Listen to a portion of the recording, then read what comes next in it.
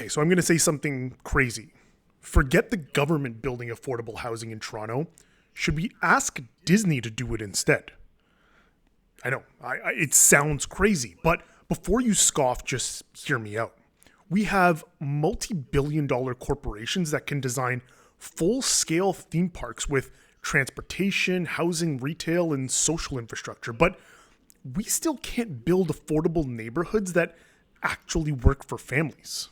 So why can Disney design entire cities for millions of visitors a year, but Toronto can't figure out how to house its own residents? Why do we keep trusting the same people with the same broken playbook and expect a different result? And what if the problem isn't just the money or the market or even the politics? What if the real problem is vision? What if we've stopped dreaming about what our cities could be? And here's the wild part. Walt Disney, almost 60 years ago, dreamed up something called EPCOT. That's more important to people everywhere than finding solutions to the problems of our cities. But where do we begin? How do we start answering this great challenge? Well, we're convinced we must start with the public need. And the need is not just for curing the old ills of old cities. We think the need is for starting from scratch on virgin land and building a special kind of new community. So that's what EPCOT is, an experimental prototype community that will always be in a state of becoming. The experimental prototype community of tomorrow. And this wasn't a theme park, it was a living city. And today, Disney's actually building real-world communities again. So in a city like Toronto, desperate for new ideas, tired of broken promises, maybe it's time to dust off some bold thinking. So let's talk about the original EPCOT vision, the housing crisis we're trapped in now, the failures of private developers and government promises, and ask the uncomfortable question. If not them, then who? Let's dive in. Okay, so let's rewind it back. In the 1960s, Walt Disney wasn't thinking about building roller coasters. He was actually thinking about building the future. Most exciting, the most important part of our Florida project, in fact, the heart of everything we'll be doing in Disney World will be our experimental prototype city of tomorrow. We call it EPCOT, spelled E-P-C-O-T, Experimental Prototype Community of Tomorrow. Here it is in larger scale.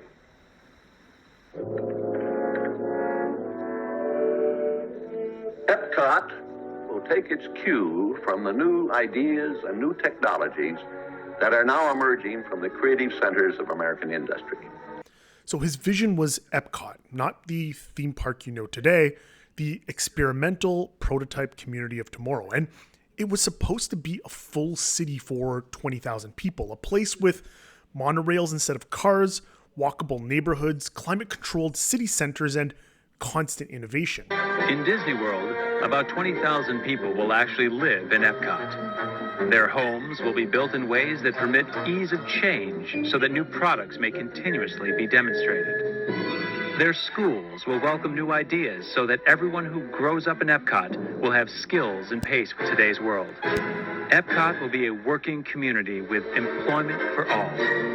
And everyone who lives here will have a responsibility to help keep this community an exciting, living blueprint of the future. Where every new technology from refrigerators to transportation would be tested by real families before being released to the world. In a way, it was decades ahead of its time, predicting smart cities, sustainability, and live-work neighborhoods long before they were buzzwords. But it wasn't perfect. I mean, Walt's EPCOT would have been a company town, no home ownership, no local elections. Disney would run it all.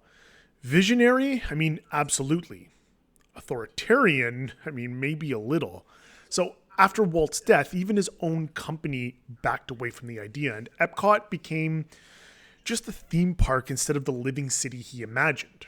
Meanwhile, if we shoot back here in Toronto, we're not dreaming about futuristic cities. I mean, we're just trying to afford mortgage and rent. City, provincial, and federal governments have promised tens of thousands of affordable units, actually hundreds of thousands if we look Canada-wide. But approvals drag, construction costs skyrocket, and funding quite often falls short.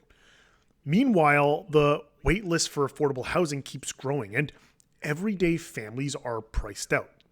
And when I talk about this online, the comments roll in.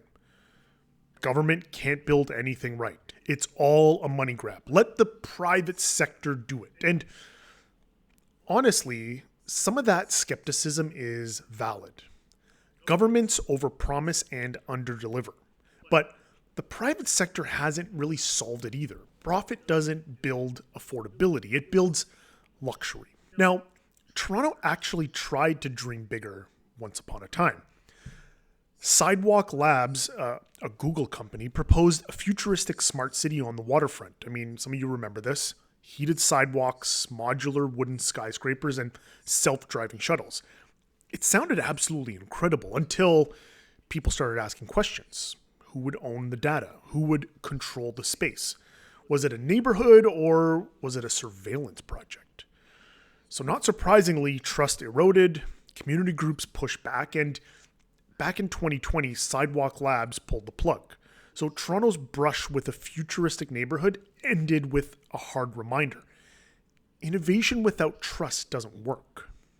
And it's not just tech companies. Right now, Ontario Place, once a super futuristic public space for everyone, is being quietly turned over to a private company to build a luxury spa. Public waterfront land, long-term leases, and little public consultation. Also, no new housing, no new community spaces, just a private spa on what should have been public land for public use. If people are skeptical about third parties saving Toronto, I mean, they have good reason. But again, it's not that bold ideas are bad. It's that bold ideas need to serve the public, not just corporations. So remember, Walt's original EPCOT wasn't a theme park. It was a full ecosystem. Homes, schools, jobs, transit, built for real everyday living. Oh, and guess what? Disney is quietly getting back into the community building.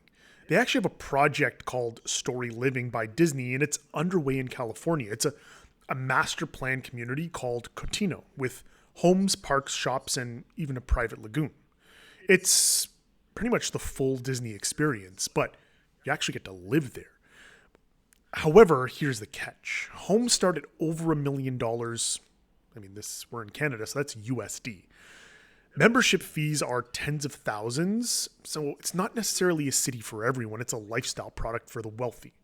Storyliving shows that Disney still knows how to create spaces people want to live in, but it's also a reminder that private development alone doesn't build equity. It builds exclusivity. So if Toronto wants to build a true city of tomorrow, it has to dream bigger and build fairer than a branded luxury experience.